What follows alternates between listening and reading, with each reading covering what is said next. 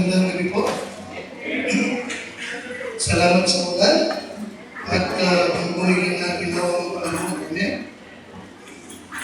Okay, at yung sa inyo mga Bible sa 1 Thessalonians chapter 5. 1 Thessalonians chapter 5. Salamat sa Lord. Lahat ng ating mga miyembro ay may dalang Bible.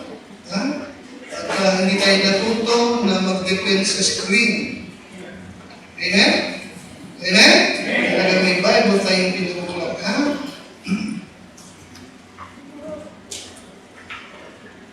Nais ko lang talaga minsan ay tingnan niyo sa Tagalog para makatulong sa inyo kapag kayo ay nagpapahagi o nagtutulong sa iba. Na last Wednesday ay nabanggit ni Brother Wilson yung salitang character. At susundan ko yun ngayong gabi. At ngayong gabi ay nais kong ibigay itong character traits na kailangan ng bawat Kristiyano. At ito may makikita natin sa 1 Thessalonians chapter 5. Ang 1 Thessalonians chapter 5. Sabi ng iba ay mahirap daw mabuhay na isang Kristiyano. Pero ang katotohanan ay hindi yun totoo. The Christian life is not as difficult gaya ng inaakala ng iba. Hindi po ito mahirap. Okay, sapagat ang Diyos naman natin ay nagbigay sa atin ng ilang mga simple traits, na maging kaugalian lang natin sa ganun para na makapamuhay tayo as a Christian na talagang kanais-nais. Amen? Amen? Amen? Isang pamumuhay na kanais-nais. Kung at least magaan na pamumuhay. Hindi ko sinasabing sagana ka sa lahat, meron ka sa lahat, marami kang pera, pero kung itong ating pag-uusapan, kung ito po'y ipamumuhay na natin ay mararanasan mo yung inner peace at ikit magaan na pamumuhay. Ibig sabihin, hindi ka kasing yaman ng iba, pero magaan, maginhawa ang buhay. Alright, first, Thessalonians chapter 5, at sundin niyo po ako, ano ba itong mga Christian traits nito, or kaugalian nito, na kailangan ng bawat Kristiyano to live the victorious Christian life, and to live, makapamuhay tayo ng maginhawa, ulitin ko lang, kanais-nais at magaan. Alam mo yung kapatid, isang bagay na pangit na nakita mo sa ibang Kristiyano ay ang ibang buhay na para bang nagsusurvive lamang sila. Na para bang hindi sila tatagal. Na para bang yung pagdalo nila sa church ay pinagtitiisan na lamang nila, At para bang hindi tatagal ay hindi mo na sila makikita. Hindi ko sabihin mamamatay na. Parang kapawala na. Hindi ganoon. Nais magkaroon sa akin. Hindi ganoon. Kaya ito yung ibig ko sa Christian traits, every Christian needs. Okay, kumain po kayo lahat. At magkaroon tayo po ng pagdamot. From verse number chapter 5, verse 15 hanggang 22. Okay, at ako'y po sundan nyo. Kung maaari ay hindi pong i-record dyan sa inyong mga listahan at magbahagi nito sa iba. Or maging reference po ninyo, maging gabay ninyo sa inyong pong Bible devotion. Chapter 5 ng unang Thessalonica, verse 15 hanggang 22. Verse 15, see that none render evil for evil unto any man, but ever follow that which is good, both among yourselves and to all men. Pray without ceasing.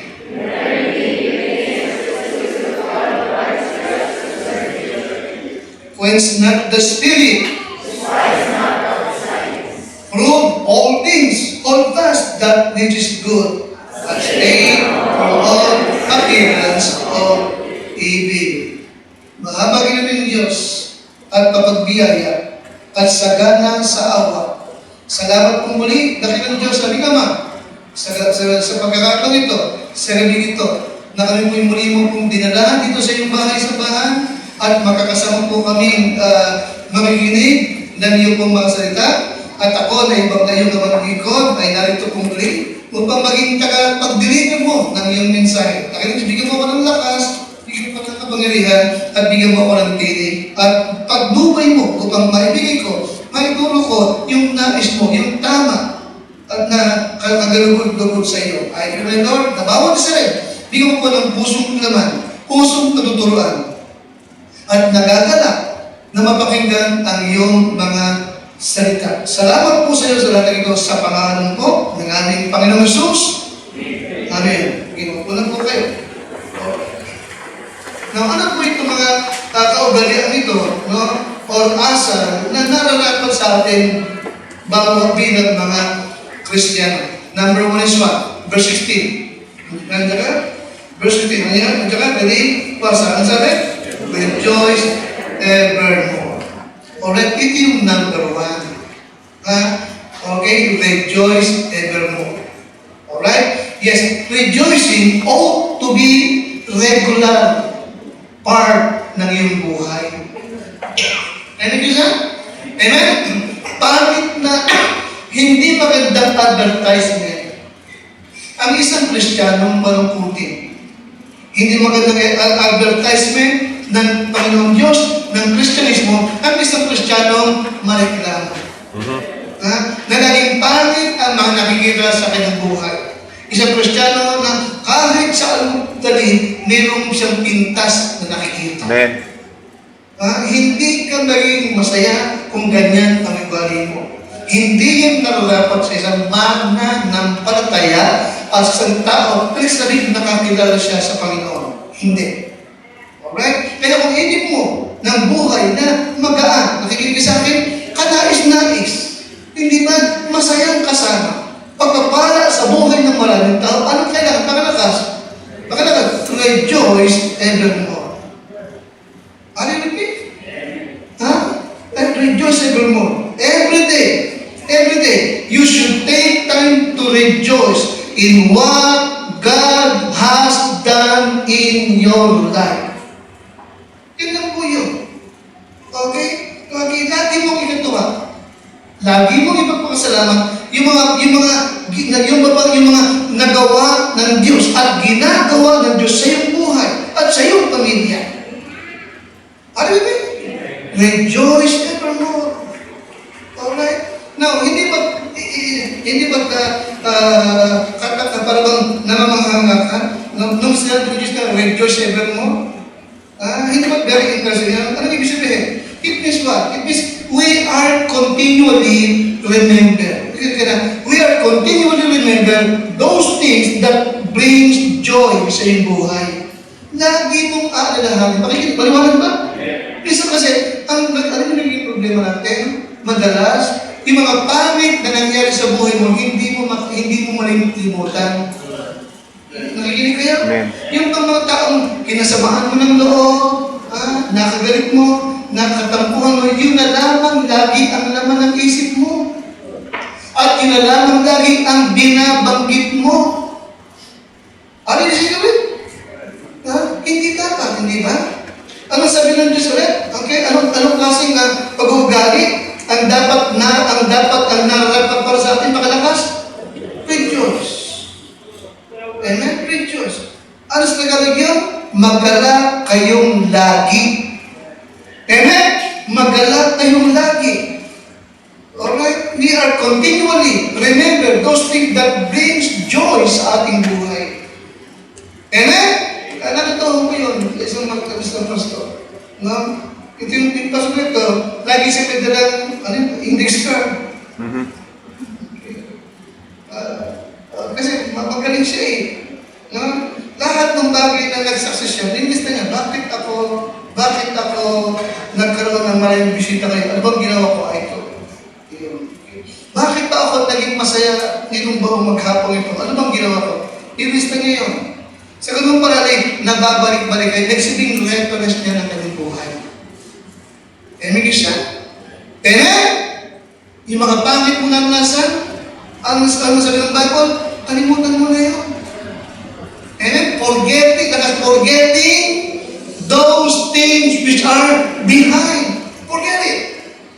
Alright? Bagkus, ang lalagay mong alalahanin sa mga bagay na naghatid ng kagalakan sa iyo at naghatid ng pagpapala sa iyo. Alright? Rejoice evermore. Let never be sung. Okay? Joy is the proof that what we have is real. Di ba namin pakita sa ulit? Joy is what? Ang kagalakan, ito yung patunay, no? Okay? Na kung ano na sa lahat ng sinasabi, totoo. Maliwanag ba? Kung sinasabi mo na si Kristo'y tinanggap mo, si Kristo'y Savior mo, si Kristo'y Panginoon mo, dapat makita yan. Dapat makita yan, okay? Sa parang meron kang joy sa iyong buhay. And he said, joy is the proof that what you have is real. Ano ba sabi ni Kailan ng umaga? Joy is what? It is necessary to live the Christian life. Joy is what? Bakalakas? Necessary to live in what? The Christian life. Now, Psalms 100 and verse number 2. Psalms 100 and verse number 2.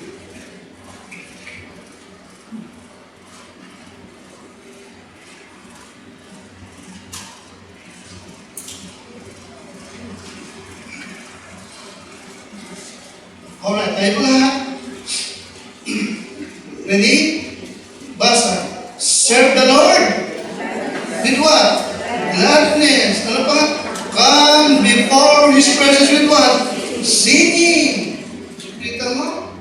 Amen? Amen? Paglingkuran mo ang Diyos ng may kagalakan. Diba?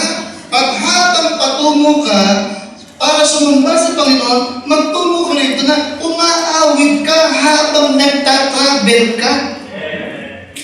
Amen, isa? Amen? Isa, nabi ko, pag kayo patungo na ng Solvini, nakasakay na kayo sa Travis man o sa LT man, okay, obserbahan nyo yung mga kwentuhan nyo. Maliwanag ba? Baka sa mga pinag-uusapan nyo pa lang, grip na ang Holy Spirit. Kaya paghapon mo mag-Solvini, wala kayong nakuha. Di ba namin isa? Amin ba? Be sure na yung pinag-uusapan nyo ay nakaka-glorify sa Panginoon. Make sure na yung pinag-uusapan nyo nagdudulot, nagdadagdag pa ng what? Gladness, kasayahan sa Diyos para paglingkuran siya. Okay? Kaya nga, anong klase, ano yung character quest na kailangan ng bawang Kristiyano? Ano yung mga kaugaling ito na kailangan upang makapamuhay nyo ng kalaisay at ano yan, number one, pakalakas? Rejoice evermore. Alright? Again, kisa na, yung kaya nga, magsilakad kayo na may kasayahan sa Lord at lumapit kayo sa kanyang harapan na may awitan. You can always be rejoicing. Nakrisano, when you look at the salvation na meron ka. Any Christian? Amen?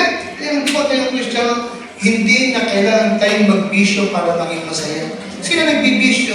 Anong katwiran? Para maging masaya. Hindi natin kailangan yun. Amen? The joy of the Lord is our what? Yes, yun ang ating kalakasan, ang kagalakan ng Panginoon.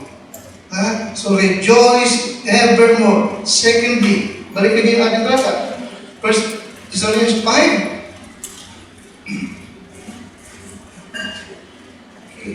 Traits every Christian needs. Number one is to rejoice evermore. Number two is what? Pray without ceasing. Nakarinig yun? Verse 17? Sabay-sabay, pray without what? Alright. Manalangin ng walang pati.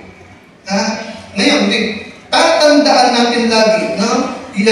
Okay, na hindi ka makakatawid sa mga hamon ng buhay sa Christian, hindi ka magiging victorious sa mga temptation, sa iyong sarili, sa diablo kung hindi mo kaugalian manalangin araw-araw. Don't forget that. Yun ang katotohanan. Alright? Because prayer is what? Prayer is power. Okay? You see, again, you will never make it through the Christian life without a consistent, regular prayer life. Kailangan natin yan. Ano ba siya? Nakikinig niya sa akin? Alright? Sana ito yung nagtutulak sa'yo para bumangon ka ng maagang-maaga. Makipag-usap ka sa Panginoon. Alright? Pray without ceasing. You should have a set time daily to pray. Pakibasa ka ng malakas? Okay. Set time daily to pray. Nag-set ka ba ng oras para dyan? Alam nyo, ito yung pagkakamali ng marami. Meron silang nakaset na time para maglaba, para magluto, para umalis, pero walang set na time to pray to God. Nakikinig kayo? Tapos nagtataka ka, bakit hindi ka mayapa? Nagtataka ka, bakit bagabag ka? Nagtataka ka, bakit kinakabahan ka? Alright? Rejoice evermore and pray without ceasing. Manalangin ng walang pati. Alright? Okay? We should make it prayer a regular things throughout the day. Sa buong maghapon, mahalaga na talagang nananalangin ka. Tumatawag ka, dumadaing ka. Maliwanag ba sa atin? Sabi ko din sa isang balik natin, kailan na, inlay yung binabagay sa'yo, yung binabanggit. At talagang totoo naman talaga. No? Yung bang, kasi may kabiga tayo sa loob ko. Sabihin mo sa Diyos. Tell God how you feel. Pag natatakot ka, sabihin mo natatakot ka. Hindi mo niya alam na takot ka. Masama ba yun? Nagkasala ka ba nun? Takot ako, masama ba yun? Pag madumain ka sa magulang mo, tati natatakot ako, kapaluin ka ba? Nakikinig ka sa akin? Pero todo yung faith. Meron kang worry, meron kang balik-balisa ka, natatakot ka, kinakabahan ka sa nararamdaman mo, sa nakikita mo, sa darating, sabihin mo sa Lord. Maliwanag ba sa atin? Amen? Sa ganoon, makapamuhay tayo ng kanais-nais at magdaan. Rejoice evermore and then pray without ceasing. Now that verse number 18. Susunod niyo po ako? Okay. Pwede mo isulat sa ibabaw ng Bible mo, sa ibabaw ng Bible mo, sa tabi ng talata. Yung title natin, Character Traits Every Christian Need. Or character traits that I need. Kailangan ko ito. Una, maghanap ako lagi sa Lord. Pangalawa, kailangan kong manalangin ng walang patid. Maliwanag ba? Ano yung pangatlo? Give thanks in everything. Alright? Sa lahat ng bagay, mayroon akong dapat ipagpasalamat. Hindi pwedeng wala. Hindi pwedeng wala. Okay? Kahit ayaw mo ng ulam, pagpasalamat kami, kakainin ka. Amen. Amen? Kahit hindi masarap yung bigas, nasa bukbok, nakakabusog din. Amen, Michelle, tama ba ako? Tama. Give thanks. In what? In everything. Give thanks in everything. There is something in everything. There is something in everything that happens that you can be thankful for. O, hindi pwedeng wala. May mga bagay. Okay? Hindi pwedeng wala. Sapagkat ang Diyos ay suma sa atin. Amen? Amen? At siya'y meron siyang pangako. Pinipisuwasig kung paano inumpisahan kanya, siya rin ang magtatapos sa'yo. Di ba namin? Kaya lahat ng bagay, nakadesenyo. Inidesenyo ng Lord upang ikaw ay maging kawalis ng kanyang anak, si Kristo Jesus. Kapag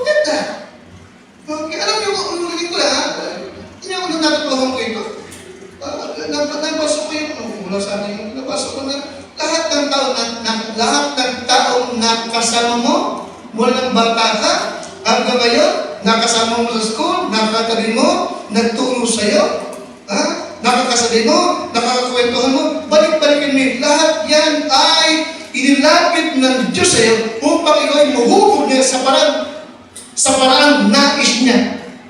Upang makagawa siya ng isang tao na unique, walang katulad na kaya mo. Alam mo mga tungas ko, Lord, salamat po. Kaya pala naranasan ko yung lahat ng bagay. Talagang tunay lahat ay idinisenyo mo upang hubugin ng isang grown ni Flores na katulad ko. Nakuha niyo ba ito? Kung hindi mo nagtitigil mo. Okay, kaya naman po rin, pag hindi mo alam to, at sa bakit ito'y hindi alam na magpasabi paligid, masyado silang mareklamo. Lagi sinuwag, hindi bang self-entitled? Amen. Okay. Itinpon. Okay? Ang Diyos ay gumagawa sa iyo. Yung natural mo, naging kapitbahay mo, sila. Higit sa lahat, ang mga magulang mo, ang mga kapatid mo, at ang mga tiyuhin mo, tiyahin mo, meron silang bahagi kung bakit nagkaganyang ka. Ano yun eh? Ito mo nataway mo kung bakit siya hinahabol mo. Pati magbubuyo. Naman niyo ba? So rejoice evermore.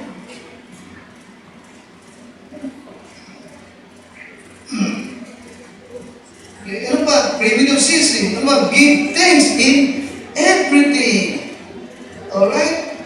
Kaya when you learn to be thankful, kaya napag-aaralan to eh. Liwanag ba?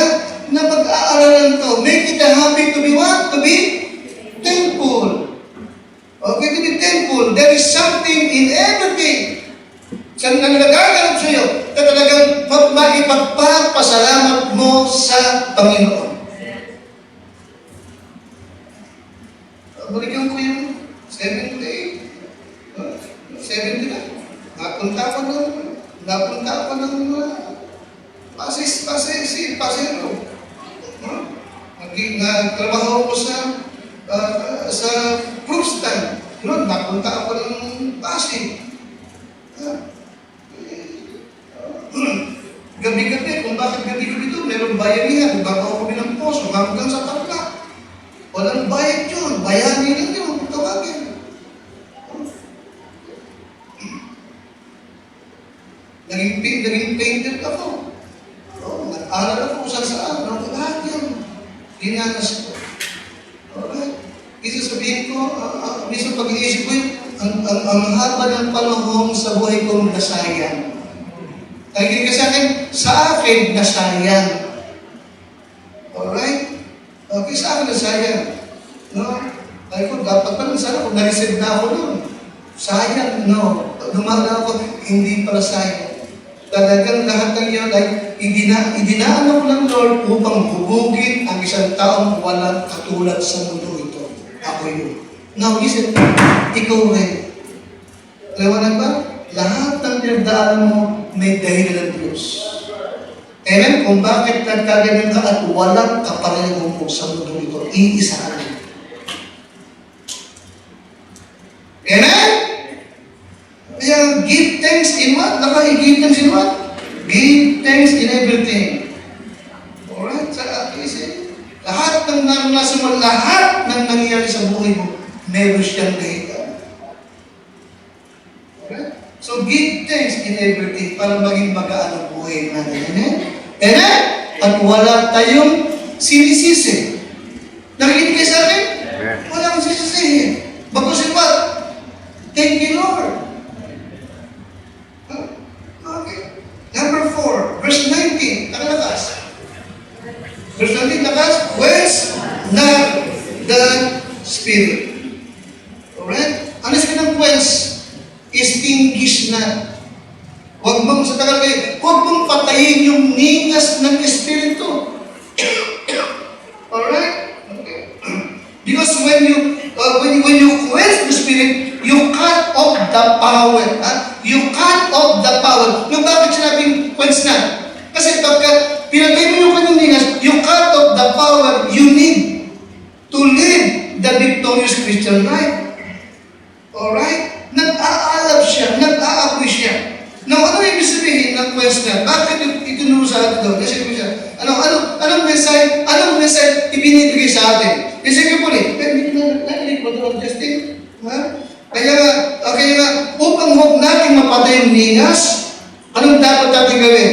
Live your life in such a manner that the Holy Spirit always feels welcome in your life. Oh, narinig ko ba? Kaya po yun. Welcome siya. Alright. Now, anong ibig sabihin ng alab? Ha? Katulad nung may nagagawa sa amin sa bahay. Na may kanin ko. No? Ginagawa yung sasakyan ng aking bayo. Mahirap, parang ayaw lumabas. No? At talagang nagbukutot ako, nag-asikaso ko lang siya. Pero, meron sa puso ko na, itong mga tao ito, bagamat mga taga-Cavite, tingin ko hindi ko safe. Na meron akong conviction na witnessan ko, kaya nang subsub sa trabaho. Meron conviction sa akin na witnessan ko ng kundi, bigyan ko ng trust. Kaso wala ko naman. Okay, nato. Pero sabi naman ako, naku, nung gumagano ako, hindi ko ito makapalampas. Kaya nung sila kumakain na, binigyan ko ng trust at sabi ko, okay, Eric, tingnan mo, basahin mo, anong heading? Kung sakaling bawihan ka ng buhay sa tiyak mo bang ikaw punta. O ikaw ba, tiyak mo na ba? Ikaw din yan. So nagawa ko yung pinapagawa sa akin. Bakit ako nagkaroon ng review? Pinufluence na. Diba namin? Inuudyo ka, pinag-aalam ka. Amen? Amen? Amen? Na anong kailangan natin gawin? I-welcome mo siya. Sundin mo siya. Maliwanag ba? Sundin mo siya. Bakit pag hindi mo siya sinunod, ano nangyari? Pinapatay mo yung ningas.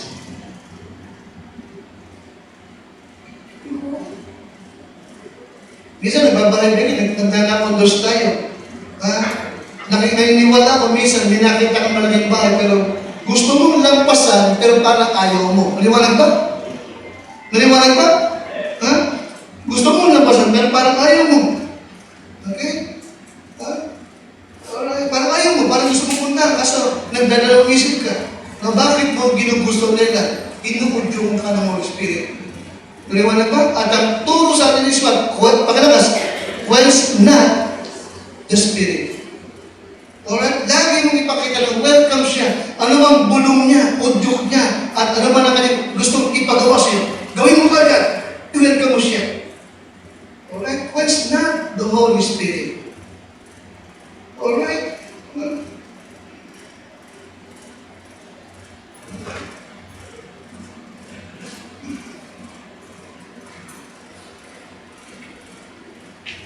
Sabi ko, doon sa isang kausap, Bible student, binanggit ko sa kanyang ginagawa natin na kami, pagka kami nagnakondos at doon hindi kami basta nagbigay ng trust tas layas na. Hindi gano'n. Hindi gano'n. Madaling gawin yun. Kahit aso kaya gawin yun. Tawa lang sila. Hindi ito gawin yun. Pwede yung binigyan mo takit, kinapon. Pero yung aso, kinagat, inuwi sa bahay. Ang amok, nakikinig kayo? At nabaw sa mga amok. Paliwanag na ba? Paliwanag na ba rin? Kaya nga, mag-abot ka ng trust. Then, kung sakaling bis yan, sabihin mo, basahin mo. Nakita mo ba yung pinaka-headings yan? Anong sagot mo dyan? Kaya mo lang ikaw punta? Basahin mo, makikita napakasimple ng parang paano ka makatitiyak ng kalagitnaan. Alright, Bishop, quench not the Spirit of God. Alright? Kanina, binanggit ko na mag-anniversary yung ating church sa Angeles. Nakikinig kayo? At binanggit ko sa inyo yung kanilang pangangailangan. Nakikinig ka sa akin? Nakikinig kayo? Binanggit ko yung kailangan. Ano yung kailangan nila? Alright. Nung binanggit ko, kailangan ng piano, ng gawain na ng church natin sa Angeles, anong naramdaman mo? Ha? Nagkaroon ka ba ng burden? Nagkaroon ka ba ng desire na tumulong? Isip siya, pakikinig-karoon, whence not the Spirit. Amen? Amen? Binibigyan ka ng burden, nag-aalap ka para makapag-ambag ka yung kaya mo naman. Amen guys? Ano yun mo? Nagkuha na ako sa pagkat yung narkano, nagbigay ng $200. Sabi ko, wala pa to. Amen guys? Lord bless you, nagbuga. Sabi ko, konti na lang. Konti na lang. Kaya ginawa ko, kayo na, Mark, alam mo ba ito? Binigay sa akin ni Brother Noel. Mark, alam mo ba ito? Hindi ko siya sumasagot. Okay, gusto ko sana, pag alam niya yung lugar, nabibigyan, mag-canvas ka na, dami ko mag-canvas. Okay, so baka maka-wish na tayo. Papadala ko dyan kay Captain Bird, kay June, bibiyahin nila yun. Kasi ka na. Amen, kami ko doon. Madalas talaga kapag nakakaalam tayo ng need ng ministry. Nagkakaroon tayo ng burden ng makatulong. Bakit? Yun ang udyok ng Holy Spirit. Amen? Amen? Huwag mong patay yung ninas. Siya yung bibigay ng pagnanasa upang gawin mo yung nalalapat na para sa Panginoon. So, whence not the Spirit of God. Kaya rin sabihin natin sa lumba, naranasan na niya ito. Na pinalampas niya, hindi niya ginawa ang bigat ng kanyang kalooban. Nakikinig sa akin? Ang bigat ng kanyang kalooban sapagkat alam niya na ginabag niya at Holy Spirit. Alright? Kaya kung ibig natin maging magaan ang ating buhay, ano po yung ika-apat na traits na nalalapat para sa atin, pakilabas? Do not quench the Spirit. Okay? Do not quench the Holy Spirit. Bagkus, magkaroon tayo ng pag-ugali at ipakita that the Holy Spirit is always feel welcome sa ating buhay. Alright? Na number 5. Andiyan kayo? Verse number 20. Alright? Ano yung number 1 na dapat natin maging kaugalian? Rejoice evermore. Ano yung pangalawa po? Pangatlo po? Give thanks in everything. Pangapat po? Do not quench the Spirit. Pang-lima, verse number 20, pakalakas, despise not what? Prophesy. Alright? Now, isulat nyo sa tabi. Sa ibabaw ng prophesy, isalitan, preaching. Okay? Anong pinasulat ko? Pakalakas? Alright. You see? Prophesy means what? Foretelling. Amen? Foretelling. Okay? Sinasabi mo yung mangyayari. Alright? Now, ito bang preaching, ito bang sinasabi ko? Ano sinasabi ko? Yung mangyayari sa'yo. You follow me? So, the word prophesying means what? Lakas. Pakilakas. Preaching. Alright? So, number 5. To live the victorious life, anong klaseng character traits ang ating kailangan? Anong nalabat? Love preaching. Okay? Love preaching. Okay? Ibigin mo yung pangangaral ng salita ng Diyos. Alright? Despise not. Huwag mo itong baliwalain. Okay? Huwag mangyari na hindi ka nagpapahalaga sa preaching ng Word of God. Okay? Despise not preaching. Alright? Now, tandaan natin, according sa 1 Corinthians 1:18, that there is something about preaching. Alright? There is something about preaching that ought to make you excited to hear it. Okay? Hindi ito basta salita lang. Hindi. Hindi ito sapagat na sumigaw lang. Hindi. Alright? Yes, there is something that ought to make you excited kapag kami Bible preaching na. In 1 Corinthians 1:18, ang sabi ng Bible, tingin po. 1 Corinthians 1:18. Sa mata ng sanlibutan, nagtatawa lang sila. Doon nga sa lupa,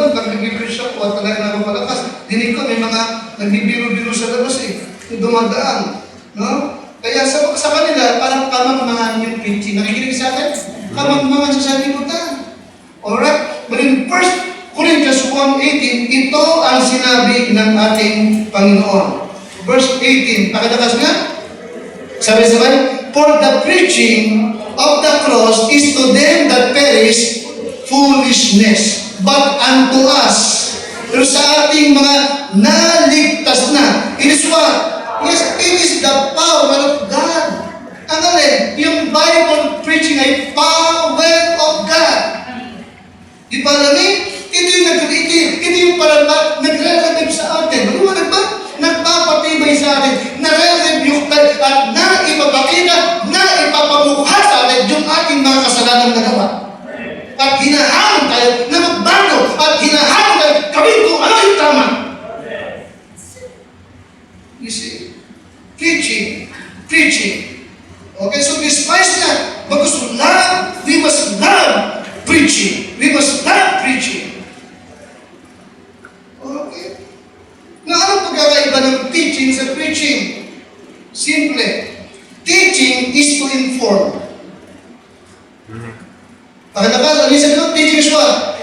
Teaching is to inform. Sa teaching, nabibigay siya ng information sa iyo. Teaching is to inform. Preaching is to move. Preaching is what? To move. Kinikilos ka talaga. Gawin mo yung napakinggan mo. Gawin mo yung itinuro sa iyo. Huwag kang maging tagapakinig lang. Amen? Gawin mo yung itinuturo sa iyo. Alright? Okay. Kaya nga, para maging victorious tayo. No? Alright? At makapumuhay tayo ng talagang kanais-nais at magaan. Ano yung ika-5 na nararapat natin maging ugali? Love preaching. Love preaching. Alright? Okay, see? Mismong Diyos ang nagsabi. Maliwanag ba?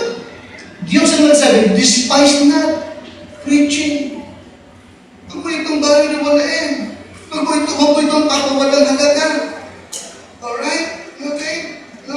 Yes, totoo. May mga talagang pagkakataon na natatamaan ka. Alam natin yun, nasasaktan ka. Nakikinig sa akin? Hindi, totoo, alam ko naman na hindi lahat ng preaching ay magugustuhan mo. Minsan ayaw mo sapagkat masakit sa iyo. Ano ba ako? But you are not, nakikinig sa akin? But you are not to despise it. Kahit nasaktan ka, you are not to what? Well, you don't despise it. Love it. Love it. Okay? In Matthew 4:17, okay, nakikita that preaching is the proclamation of the Word of God. Preaching is the proclamation of the Word of God. In Matthew chapter 4 and verse 17. Matthew 4:17. Tayo po lahat. From that time, Jesus began to what? To preach. Hindi siya nagturo lang. Because he what? He preached. He proclaimed God's word. And to say what? Repent, for the kingdom of heaven is at hand. Malakas yun. Alright? Also, Mark chapter 6 and number 12. Mark 6:12.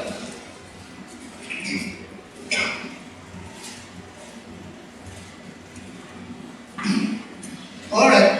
Okay, kanyang isinugo yung kanyang mga alagad. Alright? At yung mga alagad ay humayo. That's verse, okay.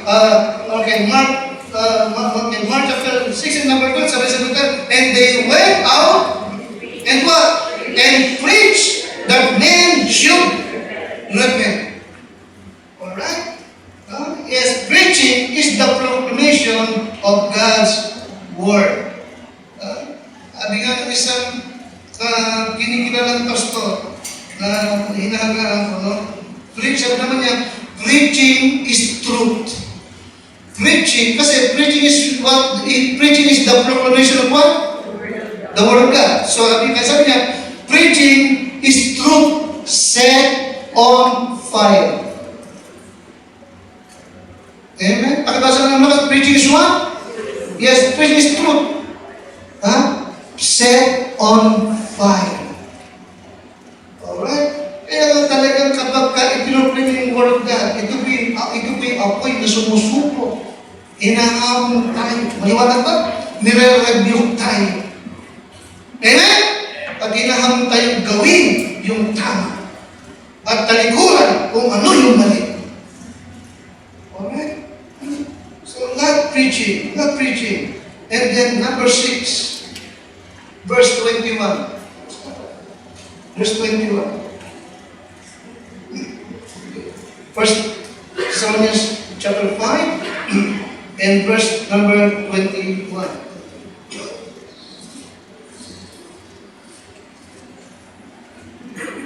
Tayo na, ready? Pakibasa, prove. Prove all things. And what? Hold fast that which is true. Or go ahead and prove all things. Prove all things. Now, anong ibig sabihin ng prove all things? Kaya patunayan, ha? Patunayan ninyo yung lahat. Alright? Pero sa mga King James Bible po ito yun. Prove all things means what? It means we are to settle what we believe.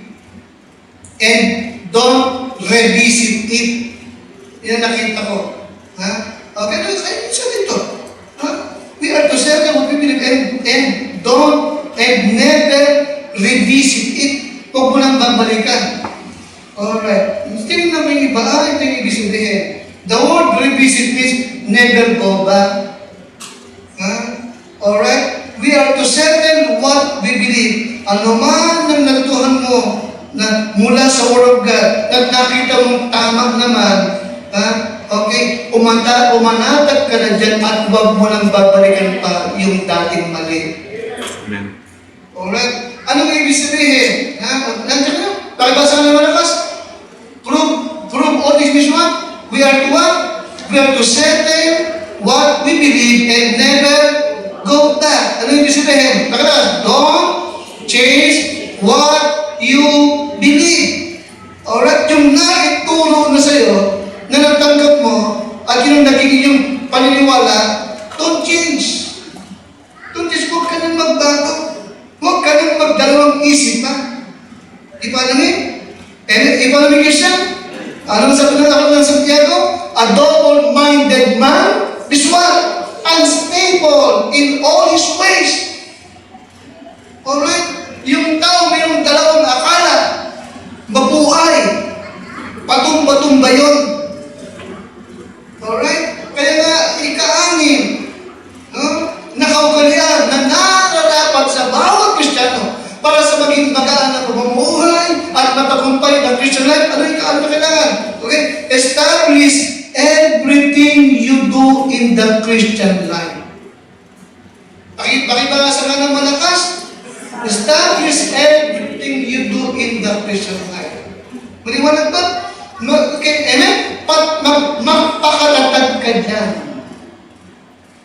Maliwanag eh? Establish. Pumirmi ka dyan. Sapagat natutuhan mong tama naman yung ginagawa mo, huwag kang umalis dyan, huwag kang magbago. Alam mo ulit? For example, naandyan ka ba sa choir? Naging member ka ba dyan? Sapagat natutuhan mo, yan ang gawain ng Diyos, naandyan ka ba? Alam mo bang gawain ng Diyos yan? So promote things. Amen? Ang Diyos ba nag-glorify pag umaawin ka dyan? So promote things. Magpakadinig ka, magpakadinig ka dyan. Maliwanag ba? Amen? Yung ating mga magagaling na mga instrumentalist. Diba?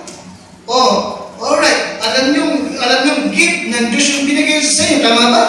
Pag yun, nagagamit nyo. Amen? Amen? Na well-pleasing to God. Tama? Amen? Blessing Christian Church. Tama ba? This is a promote things. Amen? Huwag ka nang nilalabas na, tama kaya ginagawa ko? Aba,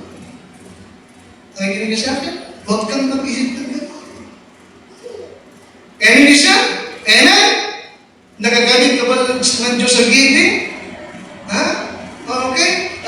Okay, yung bang church, yung bang mga mission ay nakakatawid, nakakaraos, sapagat nakakatulong ka, kagaya ng iba, sa giving? Tama ba ako? Amen? At natutuhan mo na ang Diyos ay nagpapala sa iyo para maging papapala ka sa church. Naniniwala ka? Natutuhan mo, tama. Amen? Now, prove all things. Establish everything you do in the Christian life.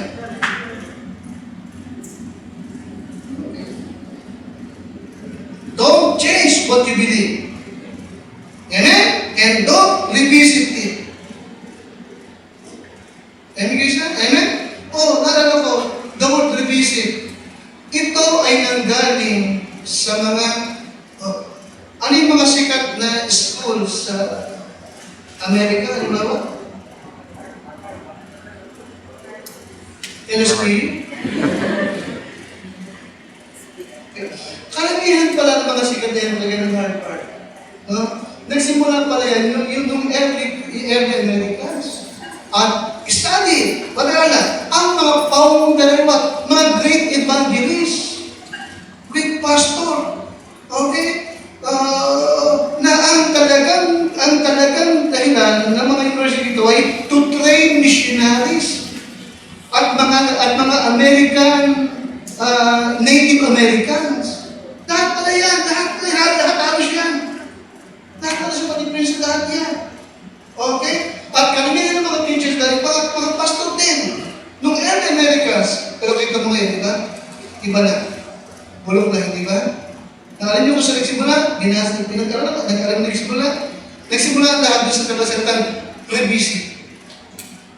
Dati, talagang Bible ang ginagamit, bandang huli, nung dumating na mga panahon na nagkikandaan na yung mga founder, yung mga pastor, at may mga bumalik na mga bago, they revisit the Bible. They question, for example, they question the literality ng first 5 chapter ng Genesis. Kinukwestiyon nila.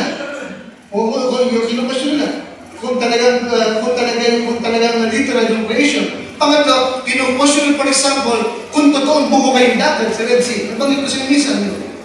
Nakikinig ka sa akin? At higit sila, kinukwestiyon nila yung inspiration ng Bible. Iba namin, they revisit. Yun ang nakasilap sa kanila. Kaya nga, sa Christian, ano ang dapat sa atin? We are to settle what we believe and don't revisit it. Nakikinig sa akin? Establish everything you do in the Christian life. Alright?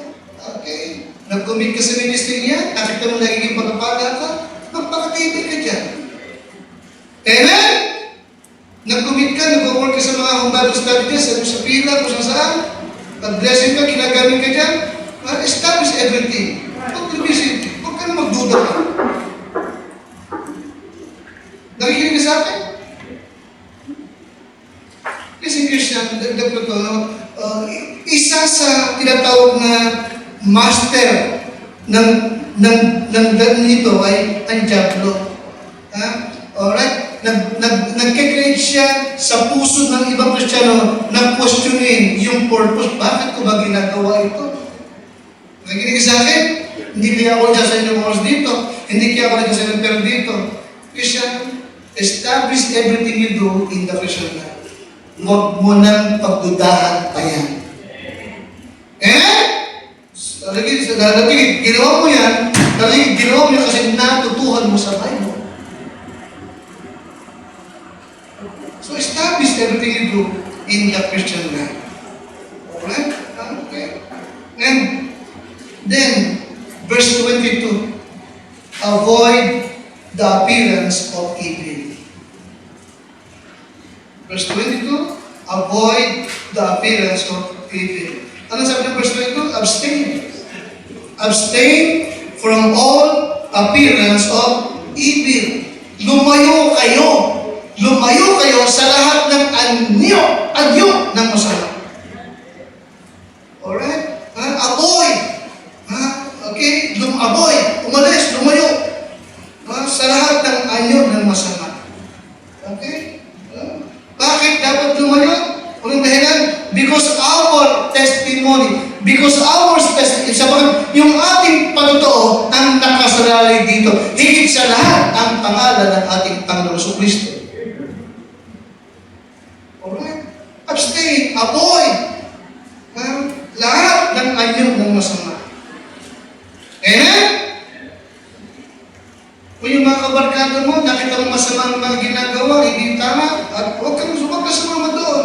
Huwag mo kalimutan, nakasalalay dito yung patotoo mo at yung pananampalataya mo. Naminig siya.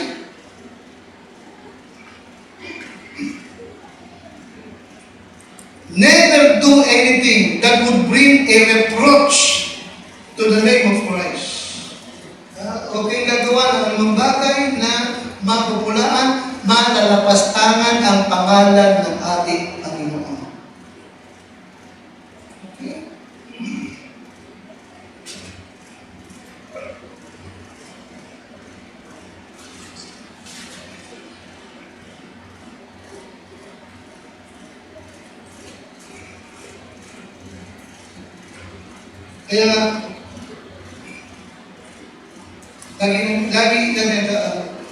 Kaya tayong lahat ay meron lamang iisang buhay. Amen? Tayong lahat ay meron lamang isang buhay o siyam. Pusa ka ba? Sino ka ba siya ng buhay? Siya ng buhay ng pusa. Ihapis mo sa highway. Pasagasaan mo. Ano magagaling sa akin? Yung mga lovers sa akin. Kaya nga yung magagaling na yun.